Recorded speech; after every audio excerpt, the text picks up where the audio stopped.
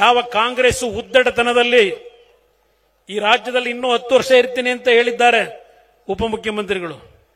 10 ವರ್ಷ ಅಲ್ಲ, ಇನ್ನು 10 ತಿಂಗಳು ಮುಂದುವರಿರಿ, ನೋಡೋಣಂತೆ. 10 ವರ್ಷ ಆಮೇಲೆ ನೋಡೋಣಂತೆ. ನಿಮ್ಮ ಪಾಪದ ಕೂಡ ತುಂಬಿದೆ, ನಿಮ್ಮ ಪಾಪದ ಕೂಡ ತುಂಬಿದೆ. ಟವಲ್ ಹಾಸ್ಕೊಂಡು ಬಹಳ ಜನ ನಿಂತಿದ್ದಾರೆ ಕ್ಯೂನಲ್ಲಿ ಕಾಂಗ್ರೆಸ್ನಲ್ಲಿ. ಇವತ್ತು ಒಂದು ಕಡೆ ಪಾಪ ಏನು ನೆನ್ನೆ ಸಿದ್ದರಾಮಯ್ಯನವರ ಪರವಾಗಿ ವಿಜೇಂದ್ರ ಅವ್ರನ್ನ ಬಾಯಿಗೆ ಬಂದು ಏಕವಚನದಲ್ಲಿ ಬೈಕೊಂಡು, ಅಲ್ಲಿಗೆ ನಿಮ್ಮ ಹತಾಶೆ ಏನು ಅನ್ನೋದನ್ನ ಗೊತ್ತಾಗ್ತದೆ ನಮಗೆ. ಯಡಿಯೂರಪ್ಪ ನಮ್ಮ ಸಿದ್ದರಾಮಯ್ಯನವರ ಪರವಾಗಿ ಏನು ಬಂದ್ರಿ ನೆನ್ನೆ, ಆ ದಾಖಲೆಗಳು ಸಾರ್ವಜನಿಕವಾಗಿ ಕೊಟ್ಟಿರೋದ್ರೆ ನೀವಲ್ವೇ.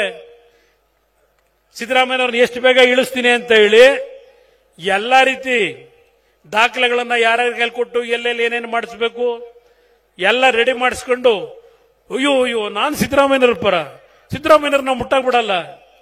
ಈ ಡ್ರಾಮಾ ಎಲ್ಲ ಯಾಕಪ್ಪ, ಇನ್ನೂ ಏನೇನು ನಾಟಕ ಆಡಬೇಕು ಅಂತ ಇದ್ದೀರಿ?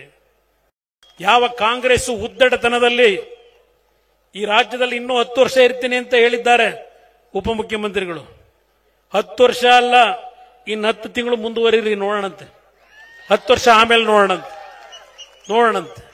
ನಿಮ್ಮ ಪಾಪದ ಕೂಡ ತುಂಬಿದೆ, ನಿಮ್ಮ ಪಾಪದ ಕೂಡ ತುಂಬಿದೆ. ಟವಲ್ ಹಾಸ್ಕೊಂಡು ಬಹಳ ಜನ ನಿಂತಿದ್ದಾರೆ ಕ್ಯೂನಲ್ಲಿ ಕಾಂಗ್ರೆಸ್ನಲ್ಲಿ. ಇವತ್ತು ಒಂದು ಕಡೆ ಪಾಪ ಏನು ನೆನ್ನೆ ಸಿದ್ದರಾಮಯ್ಯನವರ ಪರವಾಗಿ ವಿಜೇಂದ್ರ ಅವ್ರನ್ನ ಬಾಯಿಗೆ ಬಂದು ಏಕವಚನದಲ್ಲಿ ಬೈಕೊಂಡು, ಅಲ್ಲಿಗೆ ನಿಮ್ಮ ಹತಾಶೆ ಏನು ಅನ್ನೋದನ್ನ ಗೊತ್ತಾಗ್ತದೆ ನಮಗೆ.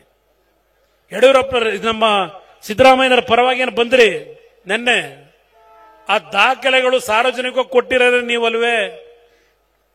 ಸಿದ್ದರಾಮಯ್ಯನವ್ರನ್ನ ಎಷ್ಟು ಬೇಗ ಇಳಿಸ್ತೀನಿ ಅಂತ ಹೇಳಿ ಎಲ್ಲ ರೀತಿ ದಾಖಲೆಗಳನ್ನ ಯಾರ್ಯಾರು ಕೈಕೊಟ್ಟು ಎಲ್ಲೆಲ್ಲಿ ಏನೇನು ಮಾಡಿಸ್ಬೇಕು ಎಲ್ಲ ರೆಡಿ ಮಾಡಿಸ್ಕೊಂಡು, ಅಯ್ಯೋ ನಾನು ಸಿದ್ದರಾಮಯ್ಯನವ್ರ ಪರ, ಸಿದ್ದರಾಮಯ್ಯನವ್ರ ನಾವು ಮುಟ್ಟಾಕ್ ಬಿಡಲ್ಲ. ಈ ಡ್ರಾಮಾ ಎಲ್ಲ ಯಾಕಪ್ಪ, ಇನ್ನೂ ಏನೇನು ನಾಟಕ ಆಡಬೇಕು ಅಂತ ಇದ್ದೀರಿ?